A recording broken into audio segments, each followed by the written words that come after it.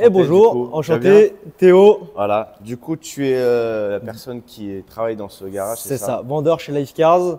Voilà, Donc, juste ici. Du coup, alors on est où déjà? à Montsartou, Voilà. à 10 minutes de Cannes. Donc c'est vrai que c'est plutôt pratique pour la gare de Cannes, l'aéroport. C'est top. Voilà, c'est clair.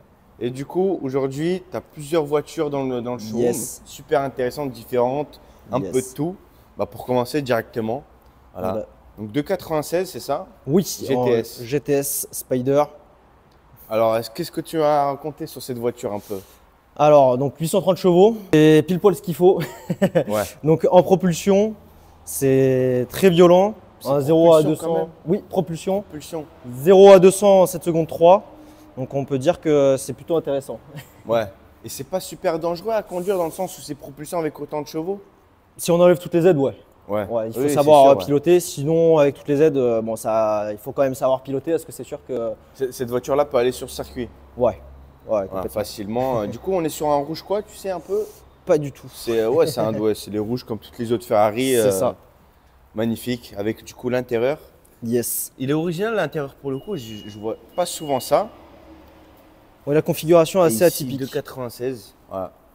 Magnifique, avec des jantes ici. Donc celle-là, elle n'a pas le pack carbone. Non. Mais c'est différent quoi. Au moins, déjà c'est moins cher.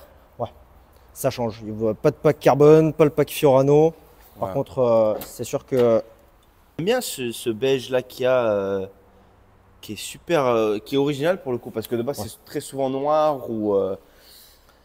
C'est vrai que ça va bien avec le alors, c'est rouge. quelle motorisation du coup? Du coup, c'est un 3 litres V6. Ok. Donc, a priori, qui s'est imprégné du moteur Dino. Donc, qu'ils avaient dans leur début Ferrari. Et donc, avec une hybridation à un petit peu plus de 160 chevaux. 160 chevaux. Yes. Voilà, magnifique avec les grandes palettes juste ici. Voilà, alors déjà, un truc que je remarque, c'est qu'on est assez confort, franchement. Ouais. On est super pour une voiture sportive, tu vois. On a des sièges plutôt confort. Alors, je sais pas si s'il y a plusieurs types de sièges Ferrari dans ce modèle-là. Alors, on a pas mal. Après, oui, généralement, c'est dans l'ADN. Si on n'a pas les packs, etc., on Ouais, sera à ouais. peu près sur des choses similaires. Mais Voilà. c'est sûr que comparé à ce que tu as déjà pu essayer, c'est Ouais. assez confortable. Ouais, bah, on a un peu quand même de carbone, tu vois. Ici, sur le volant, ici. Moi, que je trouve magnifique le volant avec l'écran. Je trouve que pour l'intérieur, ils ont vraiment fait fort Ferrari. J'aime beaucoup, moi. Ouais, c'est vrai J'aime que. beaucoup. Il y a certaines marques où à chaque fois c'est la même chose niveau intérieur. Mais celle-là, je trouve franchement que c'est super top.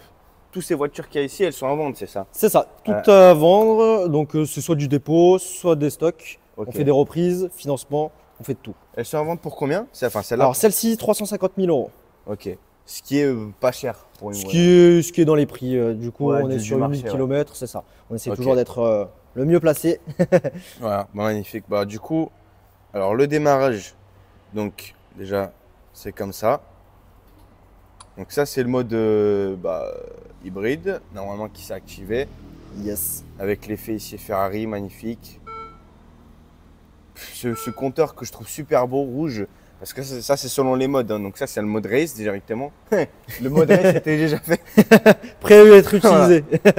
Donc sport, et ici wet pour winter, donc quand il neige ou quand il pleut, ou etc. Et donc là, si on fait ici,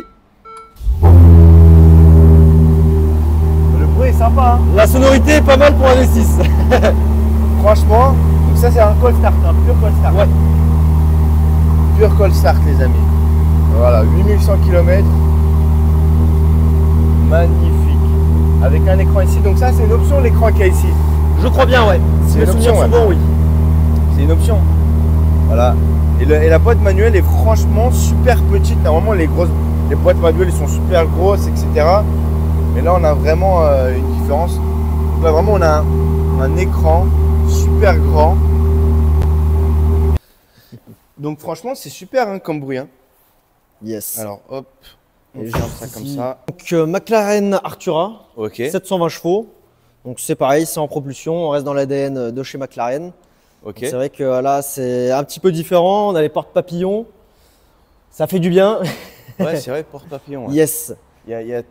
Donc, je pense que toutes les McLaren ont des porte-papillons. Ouais. 765 C'est sûr que- LT, P1. ouais. Complètement. Et du coup, là, on est sur 1 tonne 3. 1 tonne 3, c'est Yes. vraiment très peu. Hein. Et c'est vrai que c'est assez sympathique. Le soft close. Voilà, ça passe ici au millimètre près. au millimètre près, exactement. Non, je trouve ça super, hein. Super beau. Donc c'est un quel gris, tu sais pas? Comment? Le gris, non, non plus. Voilà. Mais non, mais moi je trouve qu'elle est super. Donc ça c'est une 2000 quoi? 2020. 2024. 2024. Yes. Ah ouais, donc, du coup toute nouvelle. Des McLaren. Bon après là, il y a la 750S qui est sortie après. Du coup, Mais je trouve que ça fait. Bah, c'est une autre gamme en fait, parce que normalement Ouais. les McLaren c'est 700, 600, etc. avec tout ce qui va. Mais ça c'est vraiment une nouvelle gamme en fait Ouais. chez McLaren. surtout le prix est très intéressant. On est à 225 000 euros. Voilà. C'est vrai que pour un modèle de 2024, 225 000 ouais, euros 226. C'est peu pour une supercar, hein. Ouais.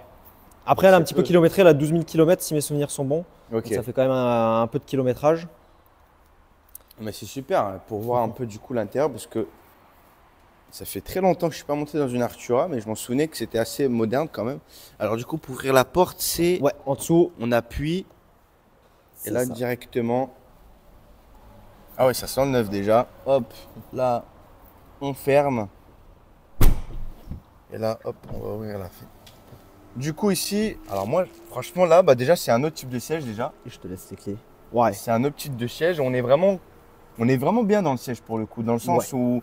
On est calé là. Ouais, exactement. Et aussi au niveau des pieds, je Quand- sais pas si tu as vu. Ouais, c'est ouais. très serré. Quand on roule fort, tu peux du coup, bah, tu sais, tu bouges pas de gauche à droite. C'est ça que j'aime bien. Donc c'est voilà. Alors ça sent le neuf encore, je disais. Ouais. Ou l'Alcantara. Et alors du coup ici il y a énormément. Bah, en fait tout est Alcantara en fait. C'est Les ça. sièges sont Alcantara. Ici c'est Alcantara. Le toit est Alcantara. Tout le tableau de bord est Alcantara. Et c'est original parce que chez McLaren, j'aime beaucoup vraiment l'écran qui est proche de nous. Ici la navigation. Et du coup la clé, alors je n'avais jamais vu la clé pour le coup. Est-ce que toutes les McLaren ont ce genre de clé ou je sais pas? On est toujours dans le même style si mes souvenirs sont bons. Ok, bon, clé basique, voilà, qu'on met Ouais. peut-être, qu'on met ici, voilà. Magnifique. Les palettes sont vraiment grandes, ça j'aime bien, parce qu'il y a certaines supercars où les palettes sont super petites. Ouais. Je comprends pas pourquoi. Donc C'est- là, on est en mode électrique. Bah, elle est même pas allumée la voiture en fait, mais hop. Alors c'est un V quoi? V6, 3 litres aussi, V6 qui aussi. chante bien. Magnifique. Voilà. Confort. Donc là, je pense que selon le mode, la voiture fait plus de bruit, non? Alors celle-ci, je ne crois pas. Je crois que tu as soit clapet ouvert, soit électrique. Voilà. Avec l'écran ici, pareil. Que je trouve assez original pour le coup. Luminosité, voilà, comme un iPad. Et alors, je sais pas si celle-là, on est disposé. Il y a un mode sur McLaren où l'écran peut changer de direction. Ça peut devenir un autre écran. Alors là, Je pense pas qu'il on a. n'est pas là. En voyant ne ici, crois je pas. pense pas que c'est possible sur cette voiture. Celui-ci, je crois bien qu'il est fixe. Là, tu as les modes également qui sont disponibles juste ici. Pareil de l'autre côté. Ok, ouais. Ah ouais. Manuel ici. Et je trouve vraiment beau ce design ici là, avec l'enceinte et le logo McLaren juste ici, que je trouve superbe. Voilà, N, D, R. Et ici, hop, on ferme. Magnifique. C'est une configuration en fait plutôt parisienne en fait, un peu dans le sens où le gris. Bon, c'est passe-partout. Exactement. C'est vrai que ça passe partout pour le coup. C'est Ah, moins ça attire moins l'œil. Ouais. Bah, c'est sûr qu'en orange, on les voit bien. Ouais, exactement. Du coup là, on est sur une Porsche. Yes. Une Porsche quoi? En 992, donc c'est une Carrera simple. Configuration soft. Ouais, avec un bleu nuit que j'adore franchement.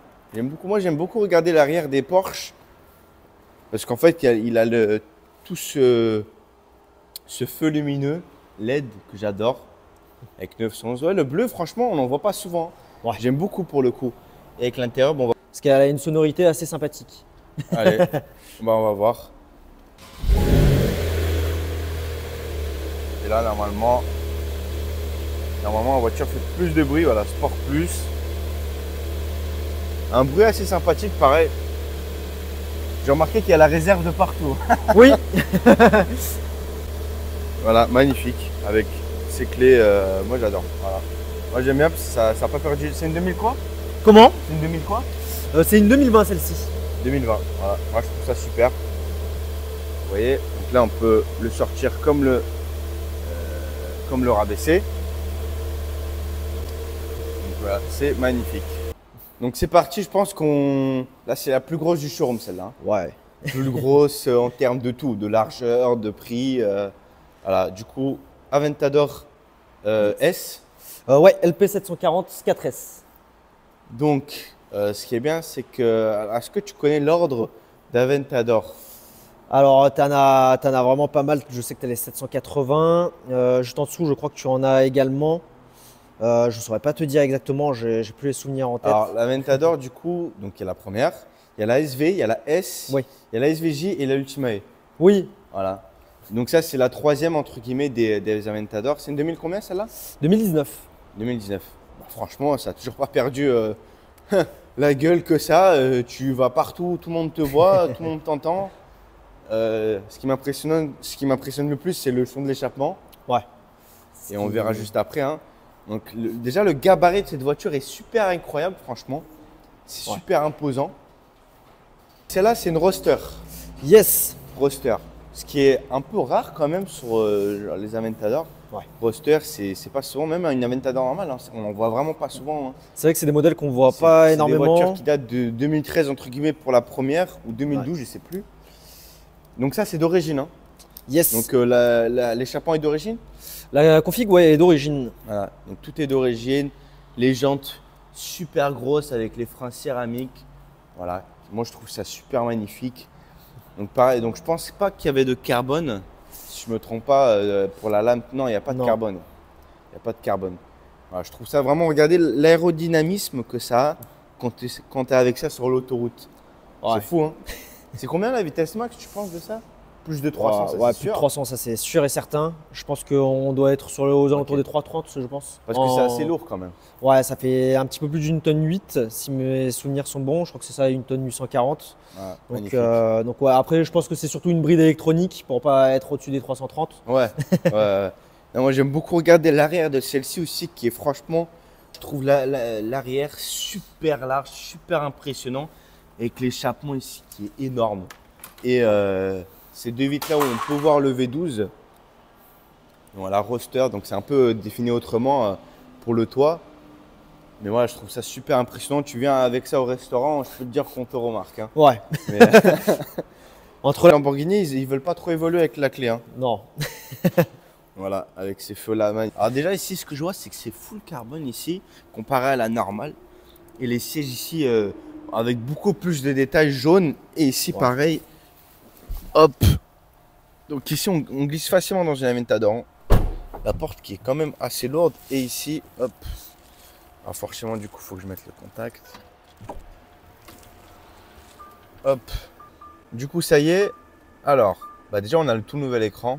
Dans le sens où on a un grand écran. Les Aventador normales ont l'écran un peu plus vieux. Donc celle-là, elle dispose vraiment d'un écran digital. Après, une chose où on voit que ça a pris un coup de vieux, c'est l'écran ici quand même. Ah, complètement. C'est vrai que ça, on peut rien dire. Hein. Voilà. La console tout en carbone. Et de toutes les Aventador, il n'y a rien qui a perdu. C'est-à-dire que c'est les mêmes boutons, le lift ici, le P pour parking, voilà, le volant, etc. Les palettes, super énormes d'ailleurs. Je trouve ça assez pratique quand c'est énorme comme ça. Et en plus, elles sont fixes. Voilà. Du coup, hop, sport, start, engine et c'est parti. Donc les valves sont ouvertes normalement. Hein, c'est ça, ouais. Ah non, mais ça c'est un bruit pour réveiller des morts. Hein. Donc ça c'est le call start. Hein. Ouais. Ça c'est le call start. Voilà. Magnifique. Donc au call start, on réveille tous les voisins. Et des gens, c'est sûr qu'il y a des gens qui se plaignent, non? Non, on a de la chance. Ah ouais, ça va. On a trouvé le bon endroit. Mais je pense que oui, le matin chez soi, si on démarre ça, ouais. Je pense que les voisins ne seront pas très contents. C'est sûr. Elle a combien de kilomètres celle-là? On peut le voir. Celle-ci, je me souviens plus exactement. Ah oui, voilà, 37 000 km. Voilà. Ce qui est pas mal hein, quand même. C'est assez. Donc la voiture est roulable un peu souvent. Après, il faut bien aimer ce genre de voiture à rouler tous les jours. Hein. Voilà, avec les surpiqûres jaunes. Moi j'adore. Et du coup, comme je vous dis, c'est un roadster. Voilà, c'est magnifique. Donc voilà pour le monstre. Aventador S. Bon, bien sûr, donc comme je le répète, tous les véhicules sont à vendre, hein.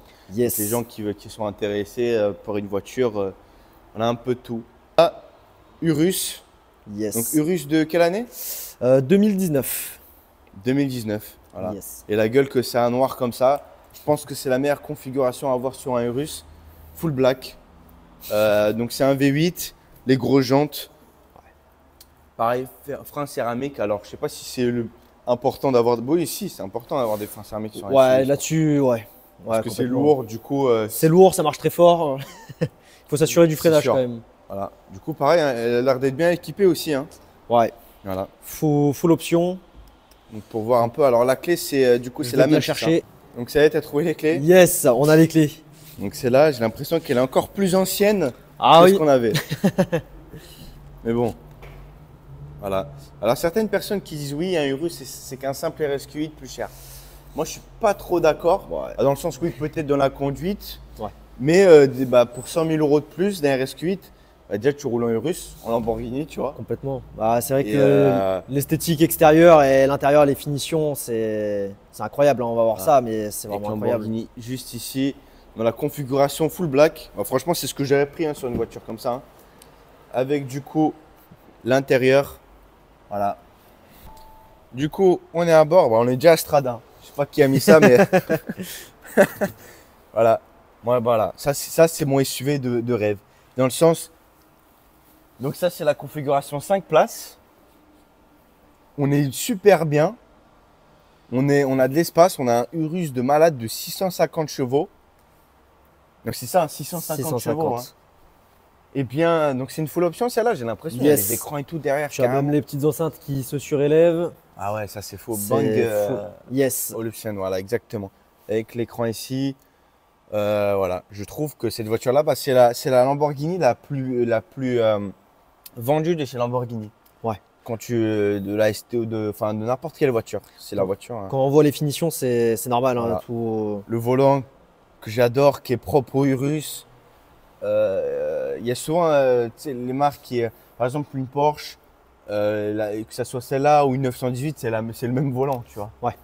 Mais celle-là, avec les palettes qui je trouve qui sont assez grandes pour un SUV et avec un V8, donc bah, on est déjà hop. Donc on va mettre Corsa. Oh là là là. Voilà. Un Urus magnifique. Celle-là, elle est pas en réserve, celle-là, elle a même le plein presque. Ouais, c'est pour compenser les autres. Voilà, pourcentage de couple. Alors tu sais, ça sert à quoi le pourcentage de couple? Pourquoi c'est marqué ici? Alors du coup, c'est juste tes specs pendant que tu conduis, voir un petit peu ce que tu peux avoir. Par exemple, notamment dans le RS6, tu vas avoir le petit graphique avec léger. C'est vrai que selon les constructeurs, justement là, juste à droite, tu as léger. Donc c'est pour savoir un petit peu les performances que tu as en temps réel. Voilà. C'est un échappement quoi, d'origine ou un Krapovic? C'est un échappement d'origine. Voilà. Avec tous les modes. Donc le mode sable, le mode terre, le mode névé. Qu'est-ce que c'est le mode névé? Neige, je crois. Ouais. Je crois bien aussi, oui. Et donc Strada, Sport, Corsa. Donc le moteur s'énerve direct. Hein. Ouais. Et donc quand je change les modes, le compteur change aussi à chaque fois. Donc voilà, là, ici. Voilà, c'est super beau. RS6 C8. Ça c'est la clé, donc qui est légèrement modifiée et beaucoup plus belle pour le coup. Voilà, on a un RS6 C8, combien de chevaux? 605 exactement. 605, voilà. Ouais. Et là on a un monstre familial. C'est l'une de mes voitures préférées du showroom aussi. RS6 C8. Du coup, full black pareil, avec des vitres teintées à l'avant même. Jantes, freins céramiques aussi. Les jantes sont énormes. Et un break. Franchement, si je devais classer les voitures du showroom, pour moi, le premier Urus, celui-là, deuxième, la Aventador, troisième. Mais là, l'arrière, pareil, du coup. Donc ça, c'est un peu… Donc, je remarque déjà que c'est déchromé. Enfin, d'origine, du coup, c'est noir. Donc, c'est un pack qui s'appelle, je ne sais plus comment. Shadowline. Voilà, exactement, yes. Shadowline. Donc, qui a l'échappement, qui comprend vraiment plein de choses. Voilà. Moi, je trouve que c'est super comme voiture. Avec le toit, donc ouais, vraiment, vous avez beaucoup de voitures full option. Ouais, c'est vrai que sur ce type de véhicule-là, c'est important, comme le soft close, qu'on ait des options où… Enfin, c'est la base. Ouais, non, exactement. Ouais. 108 000 km, ce qui est dans le sens énorme au vu du chiffre, mais c'est une voiture qui est là pour se faire rouler, quoi. Ouais. C'est une voiture où tu peux consommer beaucoup comme pas beaucoup, selon ta conduite, bien sûr. Complètement. Du coup, là, avec le volant Alcantara, que je trouve incroyable. Alors forcément, avec les kilomètres, l'Alcantara s'abîme un peu, mais ça, c'est sur toutes les voitures, que ce soit une Bugatti ou une Smart ou ce que tu veux. Donc ça, c'est le V8. Le V8 hein, qui est à peu près le même que le Urus. C'est ça. Et du coup, hop, si... Des sièges sur-pique rouge avec la ceinture rouge et le volant et les sur-piques rouges juste ici, que je trouve splendide, pareil. Alors du coup, tu disais? Donc on a les roues directionnelles, donc c'est vrai que le break de chasse braque très bien. Là, je sais pas si tu le sens et aussi tu entends là le quattro. Ok, ouais. Et c'est sûr que quand comment dire, quand tu te gares, etc. Ça, c'est une M5 AE10. Ouais, ça c'est la M5 qu'on a également. C'est incroyable ça. Donc avec le petit V8. Il drift avec? Comment? Il drift avec? Non. Mais on a une voiture de drift qu'on va pas tarder à faire normalement. Évidemment, tu peux en profiter. Ouais, yes. Ça, il fait beau. Hein. En fait, tous les 30 minutes, tu peux te dire ouais, il fait moche, mais après, il fait super beau. Complètement. Mais bon, les sièges chauffants, c'est la folie. Ouais. Surtout, je sais pas si tu as vu, tu as le retour tactile au niveau quand tu touches l'écran. Ouais. Ça, c'est vrai que c'est vraiment formidable. Et donc ça, c'est une voiture qui vaut combien? Neuf, on a plus de 200 000 € et là, on est à 93 000. Ce qui est, c'est peu, hein. Franchement. Pour le kilométrage, c'est surtout ça, c'est surtout la configuration qui fait que le véhicule conserve énormément sa valeur. La configuration elle est assez folle, il n'y en a pas énormément dans du full black avec toutes ces options-là. Okay. L'auto-ouvrant, siège ventilé par exemple l'été, c'est là, tu es en quoi? Tu es en normal? Là, je suis en normal. C'est pour ça que c'est assez silencieux. On a un compteur assez standard, on va dire. Et après, quand on se mettra en mode sport, là, on aura vraiment le tout. Donc, tu sens que tu sens pas tellement le poids et surtout.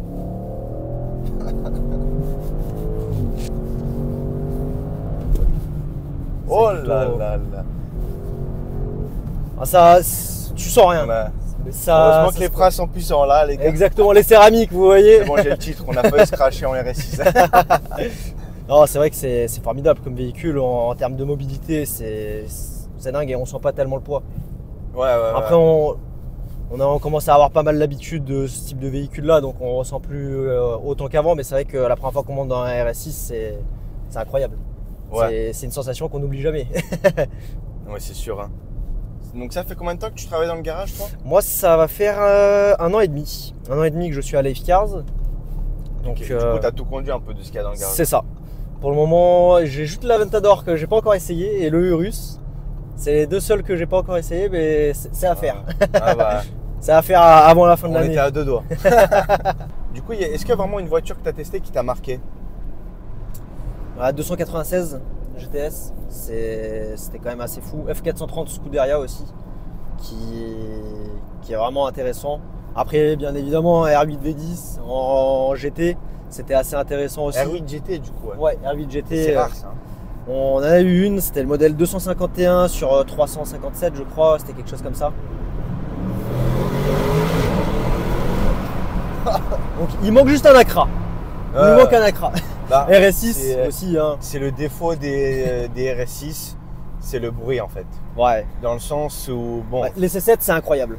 Ouais. En termes de sensations et sonorité, c'est très intéressant. Après C8 forcément, l'intérieur est bien plus plaisant. Faut juste mettre une ligne, j'aurais mis une ligne Miltech full. Complètement. Tu vois. Après aussi, ouais, ce qui m'a pas mal marqué, M2 compétition, dans la brutalité de la chose, qui est vachement intéressant. Et après, les nouveaux? Non, les anciennes phases. J'ai pas encore essayé les nouveaux. Mais les anciennes phases, c'était vraiment très très brutal. C'est pas ce qu'il y a de plus puissant, mais c'est sûr que quand on n'a pas d'aide, ça part dans tous les sens directement. C'est très piégeux comme véhicule. Et bon, je crois que c'est ça qu'on aime. Ouais. C'est magnifique. Ouais, il y a la nouvelle version entre guillemets de la RS6. Il y a la RS6 GT aussi. Oui. Il y a la performance, il y a la GT. La GT, je dois en tester une. Oui. On m'a dit que c'était pratiquement, en fait, c'est la même chose. En fait. D'accord. Donc ça, c'est un peu plus de puissance. Il y a un peu plus de détails qui changent, qui est unique à la version. Mais et après aussi, c'est une voiture où tu peux vraiment gagner beaucoup d'argent pour le coup. Ouais, c'est collector. Hein. Ouais. La R8 GT, c'était à combien à peu près? Alors je crois qu'on était dans... je veux pas dire de bêtises, mais on était, je pense, au double du prix initial. Je pense qu'on était dans les 300, si je dis pas de bêtises. Ouais. Non, c'est vrai que c'est unique. Mais c'est vrai que par exemple le RS6 C7 en performance, ça a essayé. Ouais. C'est beaucoup plus sensationnel, à vrai dire. Bon, après par contre l'intérieur, c'est pas aussi sexy. C'est sûr, ouais. Voilà, bon, les lumières d'ambiance, les écrans qui sont vraiment beaux, c'est quand même un autre monde.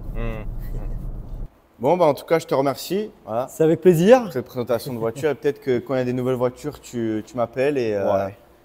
on essaie de présenter ça correctement. Bah, pour le petit RS4 ABT, ça pourrait être pas mal. Voilà, exactement. Bon, bah, je te remercie. Merci à toi, c'est Allez. avec plaisir. Et à bientôt, même si tu veux boire un café, c'est avec plaisir. Tu es le bienvenu. Allez, merci, ciao.